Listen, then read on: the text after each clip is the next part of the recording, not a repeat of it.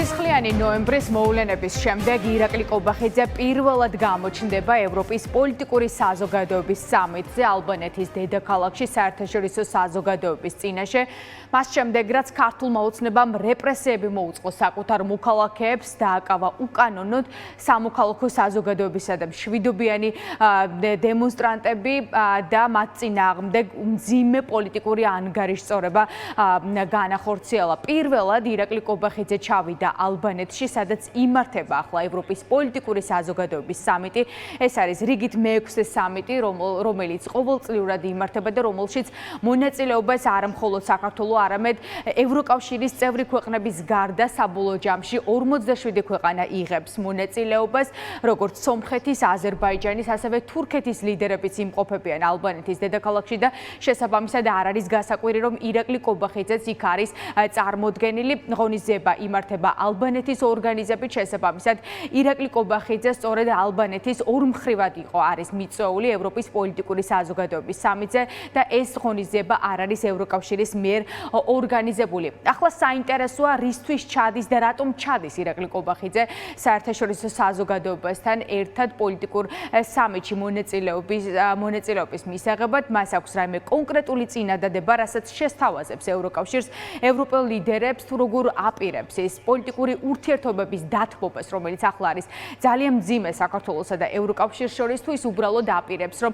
საერთაშორისო საზოგადოებასთან ერთად ერთ ფოტოში გამოჩნდეს და დასავლელი პარტნიორები დაარწმუნოს, რომ ქართული ოცნება იზოლირებული არ არის. ირაკლი კობახიძე დღეს ასევე მონაწილეობას მიიღებს სამიტში, მას ექნება სიტყვით გამოსვლაც პანელურ დისკუსიაზე, სადაც ის ევროპის უსაფრთხოებაზე ილაპარაკებს და ამიტომაც ყველას აინტერესებს, როგორი მესიჯები ექნება ირაკლი კობახიძეს, რას ეტყვის დასავლელ პარტნიორებს, აპირებს თუ არა პოლიტიკური პატიმრების გათავისუფლებას და აპირებს თუ არა ახალი არჩევნების დანიშვნას, რომელიც არის საქართველოს მოქალაქეების უდიდესი უმრავლესობის მთავარი მოთხოვნა. როგორც წესი, ასეთ მნიშვნელოვან სამიტებს ევროპელი და არა მხოლოდ ევროპელი ლიდერები იყენებენ ორმხრივი შეხვედრებისთვის და ირაკლი კობახიძესაც წესით უნდა ჰქონდეს დიდი მოტივაცია, რომ ორმხრივად შეხვდეს ევროპელ ლიდერებს და ისაუბროს საქართველოს ევროპულ მომავალზე. ჯერჯერობით წინასწარი მონაცემებით ორმხრივი შეხვედრები ირაკლი კობახიძეს დაგეგმილი ევროპელ ლიდერებთან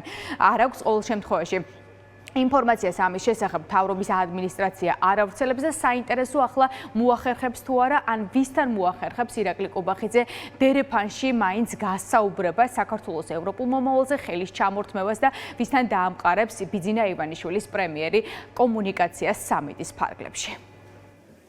ირაკლი კობახიძე სადაც არ უნდა წავიდეს, ვისაც არ უნდა დაელაპარაკოს, ვინც არ უნდა ნახოს, ყველას მესიჯი იქნება ერთი: დანიშნოს ახალი საპარლამენტო არჩევნები, გაათავისუფლოს ტყვეები, რომელიც რეჟიმს ხავს ტყვედ აყვანილი. ირაკლი კობახიძე სავარაუდოდ, რა თქმა უნდა, შეიძლება თქვას, რომ ის ორბანივით წარმოადგენს ნამდვილ ევროპას, მას შორისაც ყველა სხვა დამსწრე წარმოადგენს ევროპის საწინააღმდეგო მოძრაობას და რომ ირაკლი კობახიძე ისჯება იმისათვის, რომ ჯერაც არ გათხოვილა მამაკაცზე, ისჯება იმისათვის, რომ ჯერაც არ გაუხსნია ომი, რომლის გახსნასაც არავინ მას არ თხოვდა და რომ შესაბამისად მას უნდა მიეცეს საშუალება, რომ განაგრძოს თავისუფლად სუნთქვა. რაც რა თქმა უნდა არის რუსეთში დაწერილი მითოლოგია, რომელსაც ორბანი, ვუჩიჩი და კობახიძე და მსგავსი ლიდერები იყენებენ. ეს არის ორმხრივი მიწვევა, ისე როგორც ჩარშანი კონგრესისგან ახლა ალბანეთისგან, თუმცა ფაქტია, რომ მაღალი დონის შეხვედრები ამ დრომდე არ შემდგარა ევროპელ ლიდერებს, მათ შორის ევროკავშირის ხელმძღვანელობას და რუსულ ეთნობას შორისაც მეტყველებს მათი რეჟიმის არ აღიარებაზე. ვინმე შემთხვევით ხელს ჩამოართმევს, მათ მერწმუნეთ, რომ ისეთივე მკაცრ გზავნილებს მოისმენენ, როგორც გვესმის საჯარო განცხადებებში და მოთხოვნა იქნება ერთადერთი, რაც აერთიანებს ქართულ ხალხს.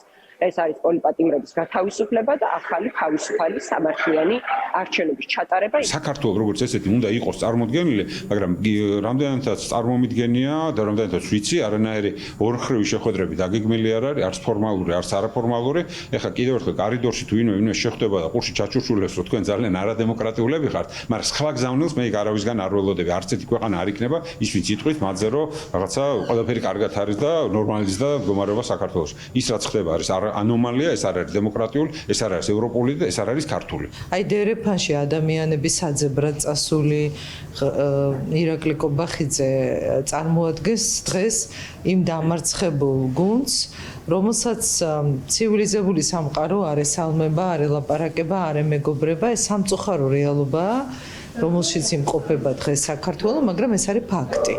ასე რომ მას მოუწევს ისევ ალბათ დერეფნებში ეძებოს ადამიანები, ვინც მას რაიმეს მაინც ეტყვის და მე ამაზე ახალ წერილებს ააგებს. დასრულდება თუ არა კიდევ ერთი ვიზიტი დასავლეთში კრახით ირაკლი კობახიძისთვის ამას რამდენიმე საათში გავიგებთ ყოველ შემთხვევაში გასულ წელს როდესაც მსგავსი სამიტი ამ შემთხვევაში უკვე უნგრეთში ჩატარდა და ირაკლი კობახიძე იქ პრორუსმა ვიქტორ ორბანმა მიიწვია მაშინ კობახიძემ ორმხრივი ვერცერთი შეხვედრის გამართვა ვერ შეძლო და ყველას კარგად ახსოვს აღნიშნული სამიტი როდესაც საფრანგეთის პრეზიდენტმა ემანუელ მაკრონმა ქართულ ოცნებას არჩევნებში გამარჯვება არ მიულოცა, მაშინ როდესაც მილოცვა მან გააჟღერა მოლდოვას პრეზიდენტის მაია სანდუს მისამართით, მაშინაც ირაკლი კობახიძე ვერნაირი ხელშესახებით ცვლილებებით ვერ ჩამოვიდა ევროკავშირის ლიდერებისგან, მიუხედავად იმისა, რომ ურთიერთობები მაშინაც განსაკუთრებით მძიმე მდგომარეობაში იყო საქართველოს მთავრობასა და ევროკავშირს შორის. საინტერესო ახლა როგორ დასრულდება ეს სამიტი ბიძინა ივანიშვილის პრემიერისთვის, რაც შეეხება უშუალოდ ლოჯისტიკურად ამ სამიტს დაახლოებით 1 საათში ოფიციალურად გაიხსნება ალბანეთის დედაქალაქში სამიტი, სადაც ევროპელი ლიდერები ევროპის უსაფრთხოებაზე და რუსეთის აგრესიაზე უკრაინის ტერიტორიაზე იმსჯერებენ.